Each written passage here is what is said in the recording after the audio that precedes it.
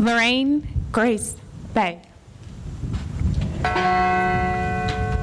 40 names, read by those who lost loved ones aboard United Flight 93, each followed by the toll of bells.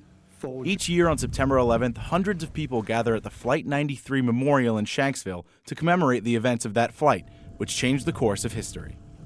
Today marks 15 years since that fateful day when Flight 93 went down in this field behind me after the courageous actions of 40 passenger and crew aboard prevented the hijackers from reaching their intended target in Washington, D.C. This year's ceremony featured speeches by 3 Pennsylvania congressmen as well as the U.S. Secretary of the Interior, Sally Jewell. Also speaking was the president of the families of Flight 93, who spoke about the importance of keeping the memories of those lost alive. Time will eventually erode all emotional connections to September 11th.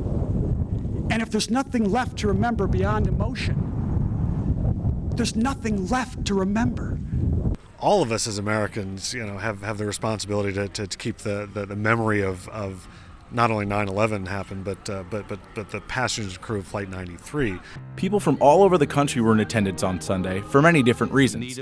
Some just want to pay their respects to the passengers and crew. We all want to show support for the families of Flight 93, and we haven't missed a service yet, and we'll continue to go to the service. Even some who didn't lose a loved one on Flight 93 have deep personal connections to the flight. My son, Doug, was working in the Russet Senate building at the Capitol on 9/11. And then when we heard that this plane, Flight 93, was headed to the Capitol, I was just distraught because I knew my son worked there. And thanks to these people, these brave people, my son is still alive. The ceremonies concluded with the annual laying of a wreath in front of the Wall of Names and opening of the gate that separates the exact spot where the plane crashed from the rest of the memorial. From Shanksville, I'm John McHugh for the Center County Report.